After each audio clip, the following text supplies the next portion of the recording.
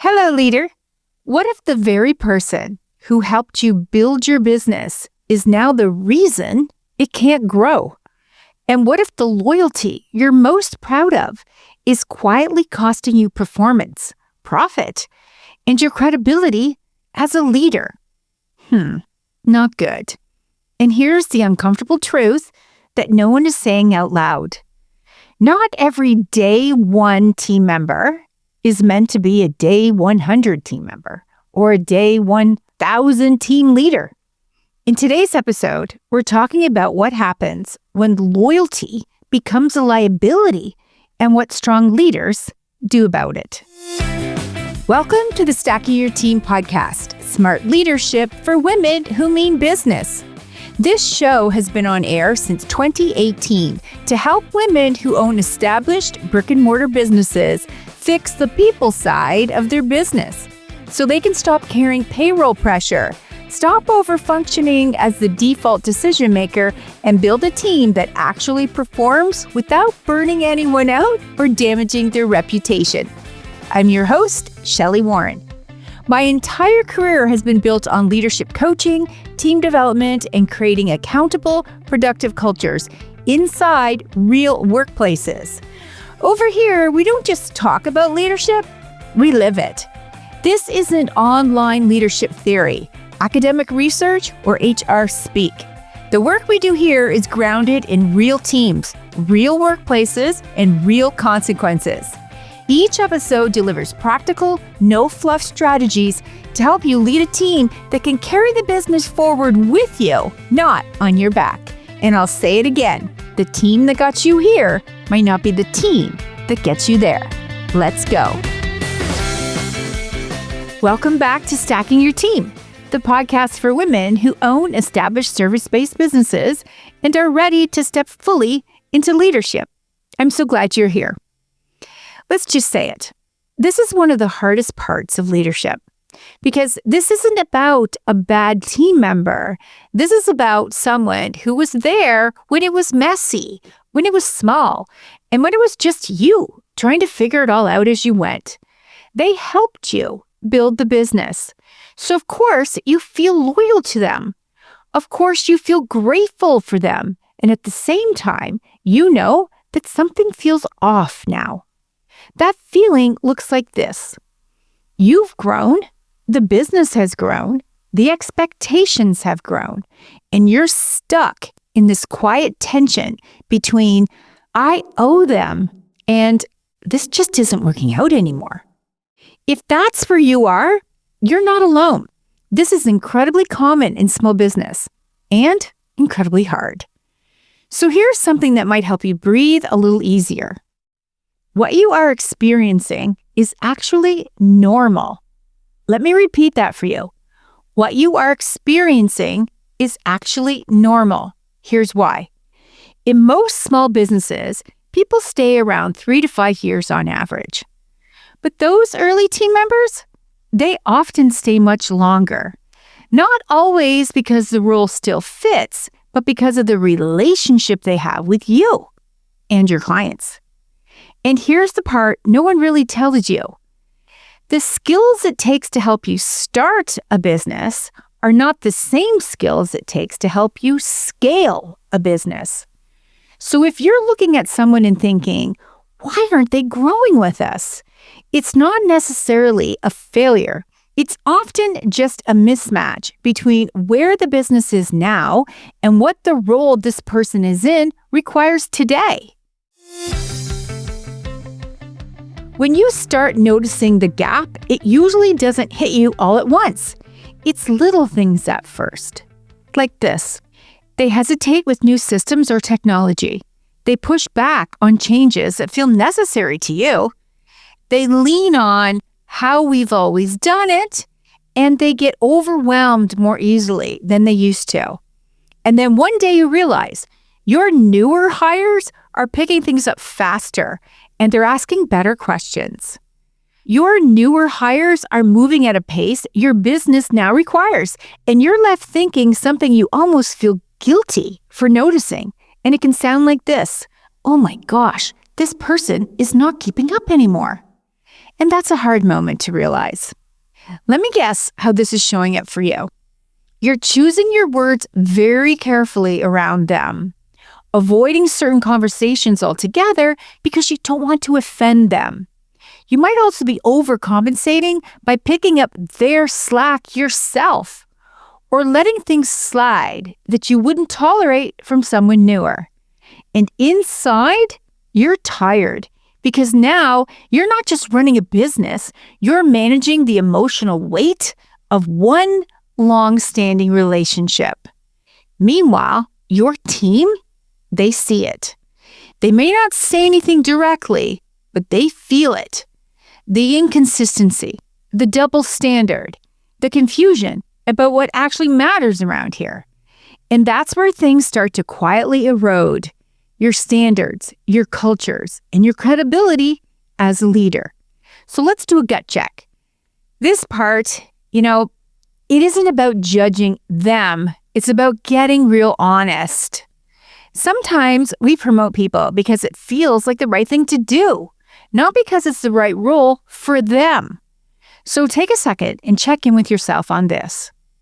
Do they avoid hard conversations with others?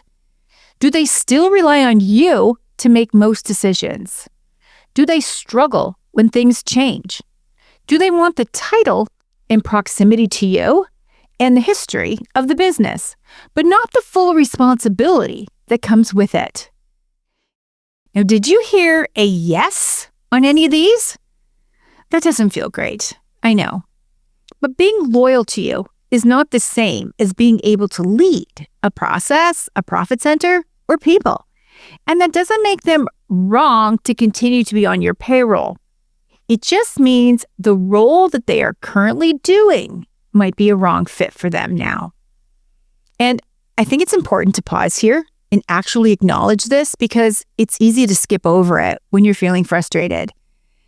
Now, this person has been committed to your business. They've given their time, their energy, and in many cases, they've helped you get to where you are today. That counts. It really does. And it's true that this person is no longer keeping up with what's required in your business. Let me give you a couple of real-life patterns I see with my own clients so that you know for sure that you're not alone and you're not imagining this. Here's what I see. There's often that right-hand person, the one who's always been there. They got promoted into a leadership role because it felt natural, almost expected because of their years of service and their loyalty. But then they avoid holding others accountable. They come back to you for decisions. The team starts to wonder why this person is in a leadership role because they're not seen as a leader. They're seen as your favorite. And then you end up thinking, oh, geez, now I feel even more stuck than before. The other scenario that I see with my clients is this one. There's a team member who feels like family. This is super common. Everyone loves them, but they're struggling with the pace, the systems, the expectations, the demands, and change. And you wait and wait and wait, hoping it will turn around someday. But the business can no longer afford to wait. Meanwhile, stronger team members are frustrated and feel resentment towards this long-standing team member. Some may even label them as being the favorite or the delicate one. Clients start to notice the difference as compared to the newer team members, and you become more and more exhausted by having to step in, smooth things over, fix mistakes, or even take on work that because this team member is simply overwhelmed by it or has been avoiding doing it altogether. Now, if you're a business owner who is in this situation right now, you're likely feeling that high level of exhaustion, not because you don't know what's happening, but because you don't want to face what this discovery might require. And here's the part about this situation that we don't talk about enough. Avoiding this decision has a cost associated to it, not just operationally, but emotionally. You start to second guess yourself. You delay decisions you know need to happen. You start carrying the weight of this just isn't right around with you every single day. And over time, your business starts to reflect that hesitation. It slows down, it gets heavier, and it gets harder to lead and plan for the future because you know this situation is holding you and your team back from growth and cohesiveness. So what should you do? How do you move forward? This doesn't have to be harsh and it doesn't have to be rushed, but it does need to be clear. This is where I find myself helping my clients who are facing this troubling situation. I teach them and practice with them how to separate appreciation for the team member from role fit. I walk them through how to define what the role truly requires now so they stop reminiscing about the old days and keep their eye on the current needs of the business. I also help them plan for when and how to host honest and respectful conversations with those loyal team members who are no longer contributing at the level you need. And then I guide them to make a decision based on these two questions. The first one, is there a real path forward here? Or is it time for a different kind of transition? Because keeping someone in a role where they can succeed is not loyalty, that's avoidance. If this is hitting close to home, anchor yourself in these points. They were the right person for an earlier version of your business. You are allowed to expand your vision of that role based on what's happening in your business now and what you anticipate will happen next. And leadership is not about rewarding history, it's about protecting the future. Are you in this exact situation right now in your business? This is the work that we do inside the Leadership Lab and inside our one-to-one coaching program. Because this isn't just about dealing with this one person, it's about learning how to lead through moments like these by getting straight and consistent on how to raise standards without feeling guilty, how to have these conversations clearly and respectfully, and how to build a leadership team based on capability, not history. And most importantly, how to stop carrying these decisions alone. So if you've been feeling that quiet nudge that something isn't quite working anymore with someone on your team, you're not being disloyal, you're being aware. And that awareness is the beginning of stronger leadership that you're now ready to step into. And I'm proud of you for it. If you've ever caught yourself opening up an AI tool and typing in things like, how do I hold team members accountable without them quitting? Why does everything still come to me? Or how do I get out of the day-to-day? If that's you, then you're already asking for the kind of support you get inside the Leadership Lab. Because this is the work that we do, right alongside you, clarifying your structure, setting real standards, hiring better, leading accountability conversations, and building a team that doesn't rely on you for everything. This isn't theory. It's what actually fixes the problems you're trying to solve after a long day typing into AI, when it's really a person who's lived it that can give you the most help. Here's the thing. You deserve a business that performs without you carrying it and a team that can run without you constantly stepping in. You also deserve to structure your own leadership role so that you feel strong, clear, and respected. And you don't have to figure that out alone. I'm here for you. If today's episode helps you see your leadership in a new way, I'd love to hear about it.